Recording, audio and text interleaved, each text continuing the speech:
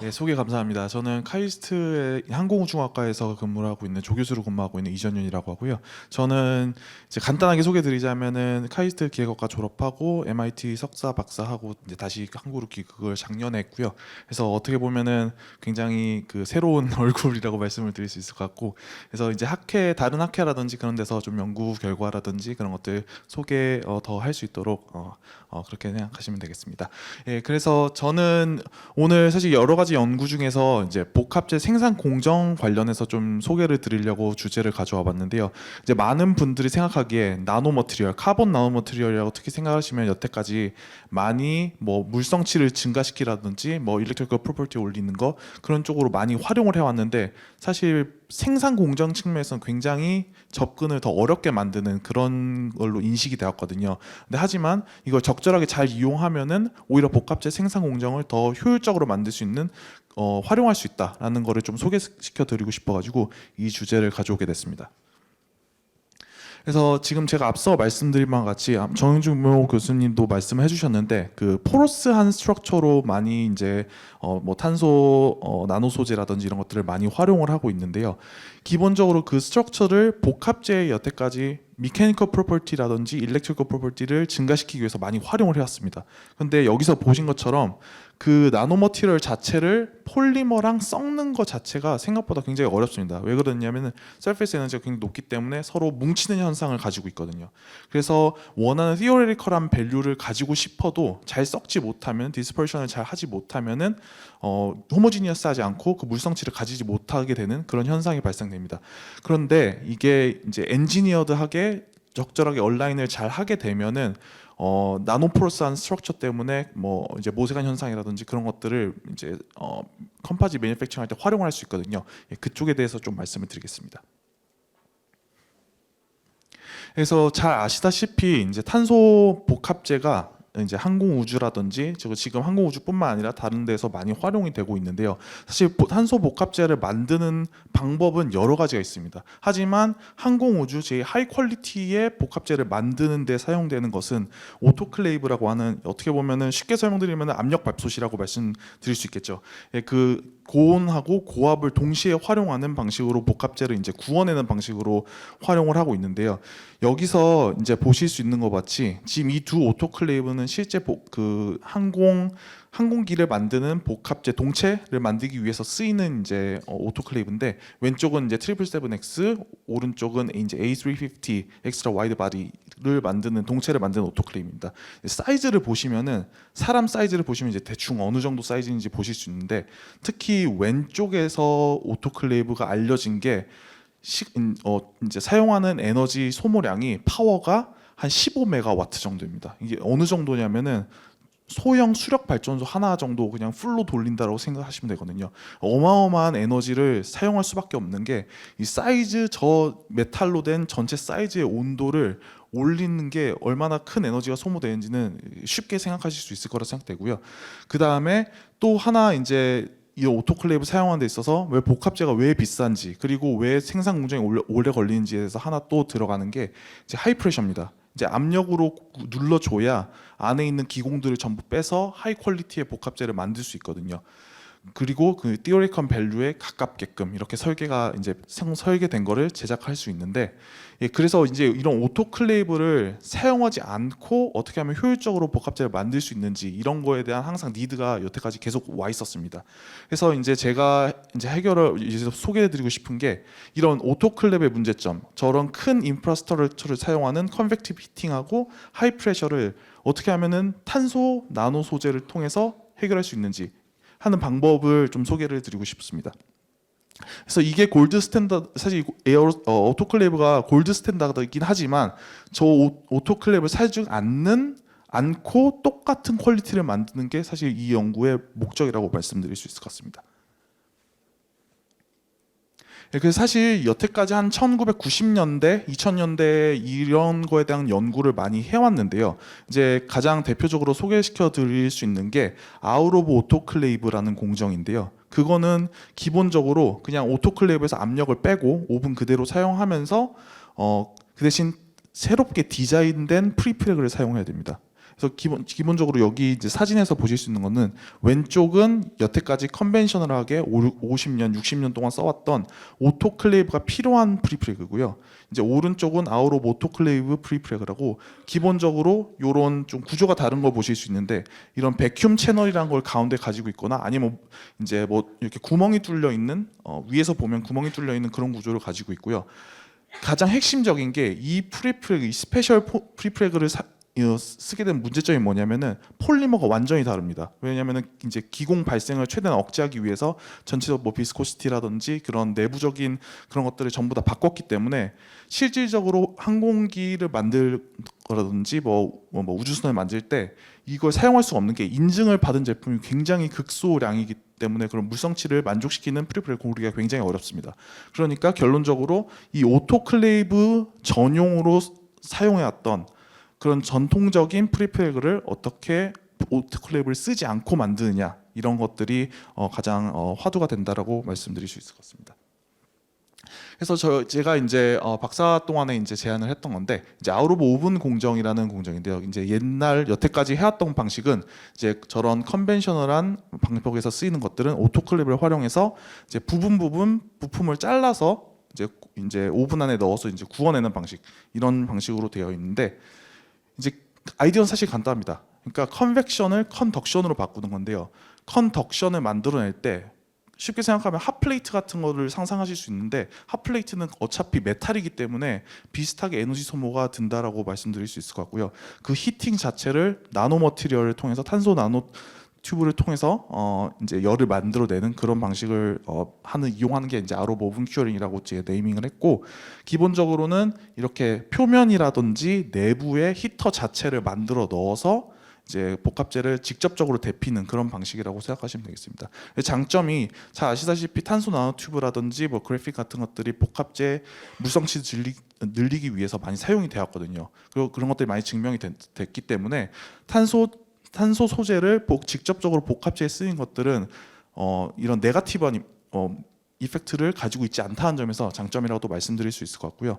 그 다음에 탄소 소재는 굉장히 무게가 가볍기 때문에 그거는 즉슨 직접적으로 연관이 된 게 떨말 매스가 잦습니다. 결론적으로 같은 에너지를 들이더라도 그 근처에 있는 표면에 열을 전달하는 데 에너지가 쓰일 수 있지 자기 자체의 열을 증가시키는데 에너지가 적게 든다는 거죠. 그러니까 메탈 같은 경우에는 자기 자체의 열을 증가시키는데 굉장히 시간이 오래 걸리고요. 카본으로 만든 소재들은 열이 즉각적으로 올라가고 바로 열 전달을 하는 그런 히터로 작용할 수 있다는 그런 장점이 있습니다.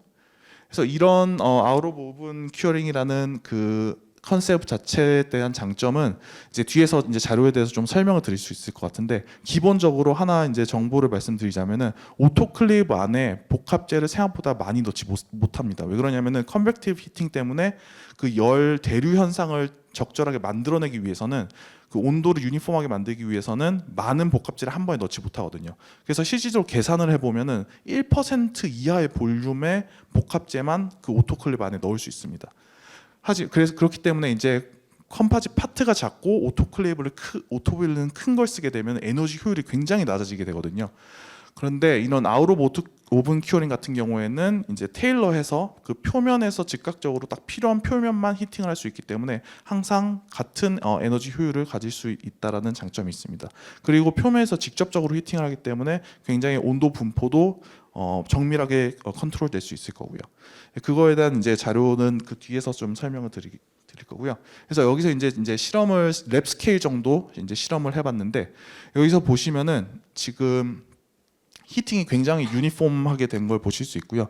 기본적으로 이제 카본 나노 소재로 만든 히터를 표면에다가 붙여가지고 히팅하는 그런 방식으로 이게 진행이 됐습니다. 그래서 오븐 같은 경우에는 왼쪽에서 그림에서 보시는 것 같이 셋 포인트 그 투스텝 큐어 사이클을 따라가려고 하더라도 그 안에 내부에 있는 공기 온도도 다르고요. 그 다음에 실질적인 컴파짓 온도는 한 60도 정도의 차이를 보입니다. 굉장히 늦게 타임 레그가 있는 거죠. 근데 이런 표면에서 직접적으로 탄소 나노튜브를 통해서 즉각적으로 온도를 올리게 되면은 어떠한 큐어 사이클이라도 완벽하게 따라가는, 지금 오른쪽에서 보시는 것 같이 큐어 사이클을 완벽하게 따라가는 걸 보실 수 있습니다. 여기서 또 보이는 거는 이제 여러 포인트들에서 온도를 측정한 건데요. 완전하게 겹치는 거를 이렇게 보실 수 있습니다. 그 얘기인즉슨 이제 배치 투 배치마다 온도가 유니폼하지 않을 수도 있거든요. 컴파짓 자체. 하지만 이렇게 표면에서 완벽하게 유니폼하게 히팅하는 경우에는 그런 배치 투 배치 뭐 베리에이션 같은 거를 줄일 수 있다라고 설명드릴 수 있을 것 같습니다. 그 다음으로 또 이제 장점으로 설명드릴 수 있는 게 바로 그 얼마나 에너지를 소모했는가인데요. 이제 오븐 같은 경우에는 지금 여기서 왼쪽에서 보시는 것 같이 한 2000와트 정도 맥시멈으로 사용을 했고요. 같은 사이즈의 복합재를 이 탄소 나노튜브를 통해서 히팅을 했을 경우에는 지금 이게 스케일이 완전히 다릅니다. 그래서 지금 확대한 그 대시 라인을 보실 수 있는데 맥시멈이 12와트 정도였습니다. 그러니까 한 100분의 1 정도의 에너지를 쓰더라도 같은 복합재를 이제 성형을 할 수 있다라고 설명을 드릴 수 있습니다. 그래서 많은 분들이 관심을 이제 가지시는 게 그러면 똑같은 복합재를 만들 수 있냐? 이게 사실 가장 핵심이거든요. 그래서 이제 엑스레이로 이제 단면을 이제 촬영한 건데 보시는 것 같이 이제 뭐 이 실험을 하기 위해서는 열적인 부분만 들어가기 때문에 압력을 쓰지 않아도 되는 아웃 오브 오토클레이브 프리프레그를 그 스페셜 디자인된 걸 썼었고요.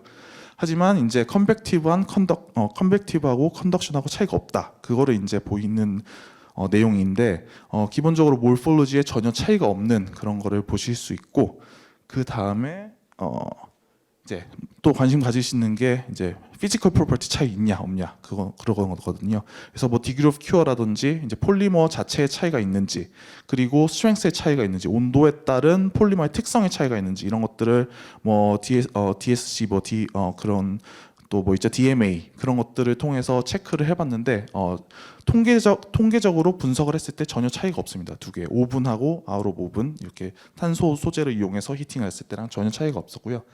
그 다음에 이제 기계적 물성치 이제 숄빔 시어라든지 텐사일 테스트 같은 것들을 진행을 했고요. 마찬가지로 이제 통계학적으로 전혀 차이가 없는 것을 발견했습니다. 결론적으로 100분의 1의 에너지만 쓰더라도 똑같은 퀄리티의 복합재를 만들 수 있다라고 이제 설명을 요약을 드릴 수 있을 것 같습니다. 근데 이제 문제가 뭐냐면 열은 해결을 했습니다. 하지만은 압력은 해결을 하지 못하거든요. 왜냐하면 이 전 슬라이드의 연구는 OA 프리프레그라는 그 전문 프리프레그를 사용을 했기 때문에. 하지만 우리가 원하는 거는 오토클레이브를 써야만 하는 프리프레그를 어떻게 하면 오토클레이브 안 쓰고 하냐 이게 핵심이거든요. 그래서 하지만 탄소 나노 소재를 활용해서 이 압력조차도 활용할 수 있다라는 그런 연구 결과를 얻었습니다. 그래서 우선은 그 왜 우리가 압력을 써야 하는지에 대해서 좀 설명을 드리고 싶은데요. 지금 이 사진에서 보실 수 있는 게 압력을 쓰지 않고 복합재를 성형을 했을 때 일어나는 결과를 보여주는 사진입니다. 그래서 잘 아시다시피 압력으로 눌러주지 않게 되면은 굉장히 큰 기공들이 내부에 형성이 되고요. 그래서 보통 한 2에서 5% 정도의 기공이 형성이 됩니다. 그리고 이제 항공 우주에서는 어느 정도의 기공 수준을 요구하느냐 하면 보통 이제 프라이머리 스트럭처라고 하는 제1차 구조물, 하중을 직접적으로 받는 구조물의 복합재가 쓰이기 위해서는 0.1%의 이하의 보이드가 가지고 있어야 되고요. 그래야지 인증을 받을 수 있습니다. 그리고 세컨더리 스트럭처, 하중을 직접적으로 받지 않지만 구조물로서 역할을 하기 위해서는 1% 이하의 보이드를 가져야만 쓰일 수 있습니다. 하지만 압력을 쓰지 않고 오토클레이브 압력을 이용하지 않고 복합재를 성형을 하게 됐을 때는 이와 같이 훨씬 1%보다 훨씬 큰 보이드를 보이게 되고 이거를 없애는 이유에서 이제 하이 프레셔를 쓰게 되는 그런 이유라고 말씀드릴 수 있을 것 같습니다. 네, 그래서 이런 그 보이드가 왜 생기냐? 사실 보이드에 생기는 원인은 여러 가지가 있는데요. 그 중에서 가장 메이저한 영향이 이런 프리프레그에서 오는 굉장히 표면에서 불규칙적인 표면이라고도 말씀드릴 수 있을 것 같은데 이 지금 사진에서 보시는 게 그 표면을 퀀티파이 한 거고요. 아니면은 이제 옵티컬 마이크로스코프로 표면을 확대해서 본 건데 보시는 것 같이 레진이 이제 에폭시가 위로 올라 있는 부분들이 있고요. 아니면은 파이버들이 익스포즈된 부분도 있고요. 이런 것들이 이런 픽하고 밸리를 만들면서 표면이 굉장히 불규칙적이고 그런 불규칙적인 표면을 적층하면은 어떤 식으로 기공이 내부에 갇히게 되는지 쉽게 상상하실 수 있을 거라 생각합니다. 그래서 그런 기공들을 이제 압력으로 눌러서 없애는 방식을 현재까지 활용을 해왔고요. 그래서 이런 기공들에 대한 어떤 미케니컬 프로퍼티 영향을 미치는지에 대해서는 연구가 많이 돼 있고요. 그래서 쉽게 요약을 해드리자면은 한 1% 기공이 증가하면 한 5% 정도의 스트렝스가 감소합니다. 그러니까 일반적으로 제가 아까 말씀드렸던 게 한 2에서 5% 정도의 보이드가 존재할 수 있다라고 말씀드렸고, 그러면은 한 10%에서 한 25%까지 굉장히 큰 베리에이션이 생기고, 그거는 결국 세이프티 팩터를 올려서 디자인할 수밖에 없는 그런 결과를 일으키게 됩니다. 하지만 컴포짓을 가볍게 만들기 위해서 사실 우리는 쓰고 있거든요. 그런 의미에서 더 무겁고 두껍게 만들어야 된다는 건 그거에 반대하는 반대의 방향으로 가는 그런 현상을 불러일으킬 수 있습니다. 그래서 이런 보이드들을 어떻게 하면 없앨 수 있는지가 가장 핵심이라고 설명드릴 수 있습니다. 그래서 이제 아이디어를 생각했던 게, 현재까지로는 이런 기공 내부 이제 인터페이스에 생기는 기공들을 오토클랩을 통해서 압력으로 외부에서 눌러서 없앴거든요. 하지만 이제 아이디어를 착안한 게 굳이 외부에서 줄 필요 있을까라는 거거든요. 그래서 내부에서 압력을 네거티브하게 만들어내면은 오히려 외부에서 주지 않고도 기공을 없앨 수 있지 않을까. 이게 접근 아이디어고요. 그 내부에서의 네거티브 프레셔를 만들기 위한 게 바로 탄소 이제 나노 소재를 이용해서 활용을 해서 만들어낼 수 있습니다. 그래서 제가 이제 연구에서 사용했던 거는 이제 버티컬리 얼라인드 CNT라고 이제 위아래로 이제 얼라인된 이제 정렬이 된 그런 카본 나노튜브를 사용해서 이거를 실험을 통해서 이제 작용하는지 안 하는지에 대해서 이제 확인을 해봤고요. 그래서 기본 아이디어는 이런 가장 기공이 많이 발생하는 인터페이스에 이런 나노 포러스한 머티리얼을 넣게 되면은 캐필러리 프레셔가 생길 거고 모세관 현상이 생길 거고, 그러면은 레진이 그쪽 인터페이스로 들어가고 기공이 없어질 거다. 이게 기본 아이디어고, 이 오른쪽에서 그 결과물을 대충 확인하실 수 있는데, 마찬가지로 인터페이스에서 오토클랩을 사용하면 기공이 없고요. 이 모세관 현상을 이용해서도 기공이 없는 것을 보실 수 있습니다. 그래서 이 그림은 제가 많이 활용을 하는 건데, 왼쪽이 이제 극명하게 차이가 있는 걸 보일 수 있기 때문에 제가 많이 활용을 하는데요. 왼쪽에서 보시는 게 압력이 없을 경우입니다. 압력이 부족할 경우에 지금 이 화살표에 표시된 것들이 인터페이스거든요. 그래서 대부분의 보이드들이 인터페이스에 굉장히 많이 포진하는 것을 보실 수 있고요. 하지만 오른쪽은 압력을 사용하지 않고 모세관 현상을 통해서 인터페이스에서 활용을 했을 경우에 이렇게 보이드가 전혀 발생하지 않는 것을 보실 수 있습니다. 그래서 이런 모세관 현상을 어느 정도의 모세관 압력을 가지는지에 대해서 theoretical하게 계산을 해볼 수는 있고요. 이제 카본 나노튜브의 반지름이라든지 몰폴로지, 덴시티라든지 그런 것들을 볼륨 프랙션이라든지 그런 걸 통해서 계산을 해보면은 대략적으로 1메가파스칼 정도의 압력을 네거티브 프레셔를 만들어낼 수 있고요. 이 1메가파스칼이라는 의미가 뭐냐 하면, 오토클레이브가 보통 0.7메가파스칼, 0.6메가파스칼 정도의 외부 압력을 줍니다. 그 외부 압력보다 더 큰 네거티브 프레셔를 만들어낼 수 있다는 건 theoretical하게 계산을 할 수 있고요. 실제 실험 결과로도 그 정도 값을 가집니다. 그래서 이제 카본 나노튜브를 탄소 나노튜브를 이제 캐필러 프레셔가 어느 정도 가지는지 실제적으로 측정을 해보면은, 물론 몰폴로지가 완벽하게 정렬이 되어 있지 않기 때문에 레인지가 굉장히 크게 나타나고요. 그 레인지를 봤을 때 한 1.15에서 한 3메가파스칼 정도. 어쨌든 결론적으로는 1메가파스칼보다 큰 캐필러 프레셔를 만들어낼 수 있다라는 결과값을 얻었습니다. 그리고 이제 또 이런 캐필러 프레셔를 만들어내려면은 사실 표면에 잘 닿아 있어야 되거든요. 레진에 닿지 않으면 캐필러 프레셔가 작동을 하지 않습니다. 하지만 이런 탄소 나노 소재 같은 경우에는 어떻게 보면 굉장히 컴프레시브하게 만들 수 있기 때문에 표면에 되고 적층을 시켰을 당시에 이렇게 눌리면서 불규칙한 표면에 완벽하게 따라가는 그런 현상을 보이거든요. 그래서 표면이 불규칙적으로 구성이 돼 있더라도 표면을 완벽하게 따라가면서 여기 있는 레진을 인터페이스로 끌어들이는 그런 효과를 불러일으킬 수 있습니다. 그래서 여기서 이제 그림을 동영상에서 보시는 거는 엑스레이로 내부 표면을 쭉 이렇게 스캐닝한 건데요.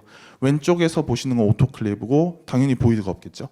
그 다음에 이 압력 없이 핫플레이트를 통해서 복합재를 만들었을 경우에는 지금 잘 보이는지 모르겠는데 여기에 굉장히 많은 검은 점들이 이렇게 돌아다닙니다. 그게 전부 다 보이드고 하지만 이런 나노포러스 스트럭처를 인터페이스에 넣는 방식으로 복합재의 모세관 현상을 이용하게 되면은 오토클레이브와 동일하게 보이드가 없는 것을 확인하실 수 있습니다. 그래서 이제 인터페이스에 어쨌든 탄소 나노 소재를 넣었기 때문에 궁금한 게 인터페이스 프로퍼티가 바뀌지 않았을까라는 것들이 궁금하실 수 있거든요. 그래서 이제 인터라미나 시어 스트렝스를 쇼빔 시어 테스트를 통해서 확인을 했고요. 여기서 보신 바와 같이 핫플레이트의 경우에는 기공이 많이 발생하기 때문에 한 23% 정도의 스트렝스 감소가 이루어졌고요. 하지만 이제 나노포러스 네트워크 그 모세관 현상을 이용해서 복합재를 만들었을 경우에는 통계적으로 전혀 차이가 없다, 오토클레이브와 차이가 없는 스트렝스를 가질 수 있는 그런 결과를 보였습니다. 이뿐만 아니라 제가 여기 아마 결과를 안 넣은 것 같네요. 예, 그 슬라이드가 여기 안 들어가 있는 것 같은데 이 슈어빔 시어 스트렝스뿐만 아니라 그 텐사일 스트렝스도 당연히 진행을 했고요. 엑스레이를 통해서 이제 크랙 프로파게이션이 어떻게 차이를 보이는지 오토클레이브랑 이 모세관 현상을 통해서 만든 복합재랑 차이가 있는지를 검사를 했고요. 텐사일 스트렝스도 동일하게 나오고 크랙 프로파게이션에서도 전혀 차이가 없는 것을 결과를 얻었습니다. 그리고 이제 이 여태까지 전 연구는 유니디렉셔널한 프리프렉으로 생산이 됐고요. 하지만 이제 많은 분들이 생각하시는 게 그럼 유니디렉셔널한 것만 쓸 수 있는 거 아니냐, 다른 복합재의 직조 방식에도 쓸 수 있느냐에 대해서 궁금증을 많이 가지셔가지고 그거에 대해서 테스트를 해본 결과가 있습니다. 기본적으로 유니디렉셔널한 것보다 이런 직조 방식으로 된 것들이 보이드를 많이 가지는 경향성을 보이고요. 그 이유는 이렇게 직조된 경우에 이런 내부에 기공들을 형성할 수 밖에 없는 그런 부분들, 이런 빈 공간들이 존재를 합니다. 그렇기 때문에 유니디렉션한 것보다 훨씬 어렵고요. 하지만 이 나노 소재를 이용해서도 보이드를 없앨 수 있다는 게 확인이 됐고요. 또 왼쪽에서 보실 수 있는 거는 마찬가지로 프레셔를 이용하지 않고 오토클레이브 사용하지 않고 했을 때 이렇게 보이드 많이 보이는 걸 보실 수 있는데 이런 나노 소재를 이용해 가지고 인터페이스에 넣게 되면은 그런 빈 공간들을 나노 소재가 채워주고 이제 모세관 현상으로 레진을 끌어당김으로써 이렇게 보이드 하나도 없이 복합재를 만드는 것을 보실 수 있습니다. 하고 또 여기서 특이적으로 말씀드릴 수 있는 거는 제가 그전에는 탄소 나노 소재를 사용을 했었고요. 탄소 나노 튜브를 사용했는데 사실 모세관 현상은 탄소 소재만 만들어낼 수 있는 건 아닙니다. 그렇기 때문에 여기서는 에어로젤이라는 폴리머를 통해서 나노 기공 형상을 만들어냈고요. 그거를 여기에 도입함으로써도 똑같이 모세관 현상을 불러일으키고 보이드를 없애는 걸 결과를 얻었습니다. 그렇기 때문에 이제 확장 가능성을 보여주는 그런 연구 결과라고 말씀드릴 수 있을 것 같습니다. 그래서 또 이제 그 여태까지 전 연구들은 굉장히 단순한 형상, 평판으로만 제작이 됐었거든요. 그래도 많은 분들이 알고 계신 게 평판이 아니라 굴곡된 현상, 뭐 L-쉐입이라든지 이런 굴곡된 현상에서는 보이드들이 많이 나타나는 현상이 보이고요. 그 이유는 백큐백을 만들 때 압력이 잘 전달이 안 되는 브리징 현상이 일어날 수 있기 때문입니다. 그리고 뭐 파이버가 링클 나면서 이제 압력이 전달이 다 안 될 수도 있고요. 하지만 이런 그런 부분에서는 실질적으로 오토클레이브를 쓰더라도 보이드들이 생기는 그런 결과들이 있거든요. 그런 부분에서도 모세관 현상을 이용하는 이런 나노 소재들을 넣고 오토클레이브랑 동시에 이용하는 그런 활용 방법도 있을 거라 생각이 듭니다. 이 결과는 L-쉐입 컴포짓의 그 컬브드된 부분에 대한 엑스레이 결과인데요. 왼쪽에서 보실 수 있는 것 같이 오토클레이브는 전혀 보이드가 없고 가운데 오븐으로 된 거는 보이드가 커브드된 곳에서 굉장히 많이 보이는 현상을 보이고요. 마찬가지로 캐필러리를 통해서 내부 압력을 만들어냈을 때는 이렇게 보이드가 전혀 형성되지 않는 것을 보실 수 있습니다. 이거에 대한 미케니컬 테스트도 실제로 진행을 했고요. 제가 그 슬라이드는 여기 넣지 않았는데 기본적으로 오토클레이브와 동일한 미케니컬 프로퍼티를 가집니다. 살짝 어쨌든 그 인터페이스에 나노 소재를 넣기 때문에 나노 컴포짓을 아주 얇은 두께로 형성을 하는 결과를 가지고요. 그렇기 때문에 이제 통계적으로 완벽한 큰 차이를 보이지는 않지만 전체적으로 에버리지는 스트렝스는 살짝 올라가는 그런 결과를 가졌습니다. 네, 그래서 이게 마지막 슬라이드일 것 같은데 또 많은 분들이 궁금하시는 게 이게 스케일업 할 수 있는 이제 연구냐라는 것들을 많이 궁금해하시거든요. 그래서 실제로 지금 그 미국 이제 해군 연구소죠, ONR에서 이거에 대한 스케일링업 프로젝트를 진행을 하고 있고요.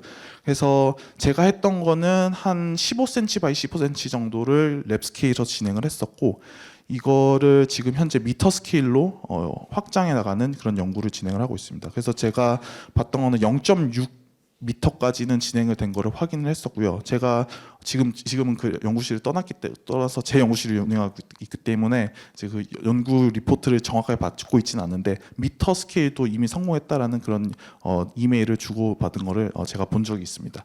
그래서 기본적으로는 미터 스케일이 만들어진다는 거는 이건 실질적인 스트럭처를 만들어서 쓸 수 있다라는 얘기를 할 수 있거든요. 그래서 핵심인 게 여기서 보신 것 같이 IM-7-852라는 항공기를 만드는 데 있어서 가장 주도적으로 쓰이는 그런 오토클레이브를 써야만 하는 그 프리패그를 전혀 오토클레이브를 사용하지 않고 기공이 없는 복합재를 만들었다는 데 의미가 있다고 말씀드릴 수 있을 것 같습니다. 그래서 제가 준비한 슬라이드는 여기까지고요. 네, 질문 사항 있으시면 부탁드리겠습니다. 예, 감사합니다. 네. 좋은 발표 해주셔서 감사합니다. 혹시 질문 있으면 질문해 주시면 좋겠습니다. 네. 그렇게 캐피러리를 이용할 수 있는 기술이면 오토클레이브가 아니라 예를 들어 레진 트랜스퍼 몰딩 같은 이런 플로우가 있는 공정에 적용하면 더 효과가 있을 것 같은데 그게 훨씬 보이드도 많이 생기고 네, 맞습니다. 그래서 그 레진 트랜스퍼 몰드 같은 데서도 활용할 수 있지 않을까라는 생각은 해봤었고요. 근데 생각보다 그 결론적으로는 그 파이버와 파이버의 그 사이에다가 나노모트를 넣는 게 핵심이거든요. 왜냐하면 표면에 인터페이스도 물론 넣을 수 있지만 그 직조된 것들은 인트라한 그런 프리프랙 내부, 프리프랙이라기보다는 패브릭 내부에 생기는 보이드들이 생각보다 많습니다. 그렇기 때문에 현재로서는 그런 파이버 자체에다가 이제 주변에다가 퍼지 파이버라고 보통 얘기를 하는데, 그런 식으로 구성을 하면은 모세관 현상을 활용하는 그런 것도 가능하지 않을까 싶습니다. 예, 그런 연구는 아직 진행을 하지 않았고요. 왜냐하면 이제 항공 우주 쪽에서는 아무래도 프리프레가 많이 쓰이다 보니까요. 네. 네, 감사합니다. 시간 관계상 더 많은 디스커션은 발표 이후에도 진행할 수 있으니까요. 그때 진행하도록 하겠습니다. 예, 좋은 발표해 주셔서 감사합니다. 네, 감사합니다.